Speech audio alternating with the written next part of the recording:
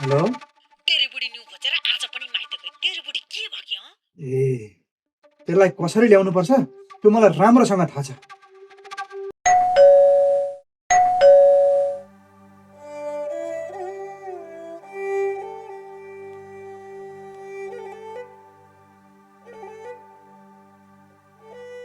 एक्कासी आइस् त दिदी, खबरै नगरी के भयो?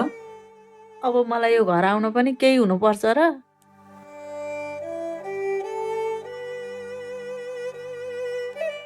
अन्जना, जा त दिदीलाई के बनाएर ल्याइदे। हे दिदी भर्खर त आइछिन्, एकछिनमा बनाइदिउँला न।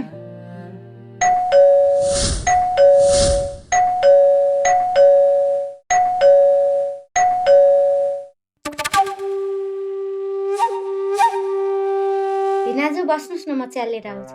खान्न चिया छ घरिन। जान्न तपाईँ जानु, एकछिन आउँछु। धेरै घुर्किलाएर नबस्ने, थपकिन मसँग घरिन। जानु न प्लिज, म भोलि आउँछु। यहाँ तमासा नदेखाउन न। तमासा मैले देखाएको छु कि तैँले देखाइरहेछस्? बुढाबुढीमा झगडा हुन्छ क्या दिदी? यसरी सानो सानो कुरा लिएर माइत आउने होइन।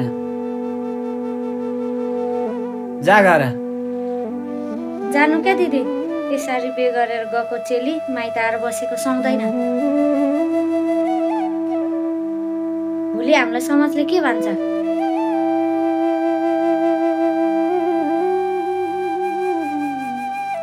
तिमीहरू दुईजना एकछिन चुप लागेर बस। म मेरो बुढीसँग कुरा गर्दैछु, तिमीहरूसँग कुरा गरेको छु र? तँलाई त मैले कसरी घर लानुपर्छ मलाई थाहा छ।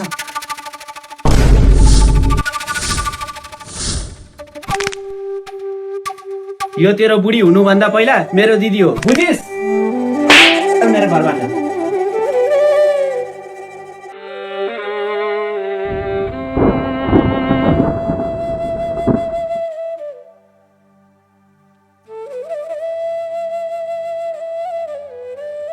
रुँदै रुँदै छोडेर गएको माइती घर रुँदै रुँदै फर्केर आउन त कसलाई मन हुन्छ र?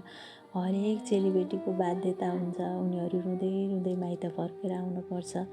र माइत फर्केर आउँदाखेरि पनि बाबा आमाको सिकापछि यसरी नै माया गर्ने अनि सपोर्ट गर्ने दाजुभाइ हुनुभयो भनेदेखि कुनै पनि चेलीबेटीको हत्या हुने थिएन होला, उनीहरू आफै आत्महत्याको बाटो रोज्ने थिएनन् होला। म त आफूलाई एकदमै धेरै भाग्यमानी ठान्छु, किनकि मैले यति धेरै माया अनि सपोर्ट गर्ने मेरो भाइ पाएँ। हरेक चेलीबेटीको साथमा यति नै माया अनि सपोर्ट गर्ने दाजुभाइ मिलोस् भगवान्।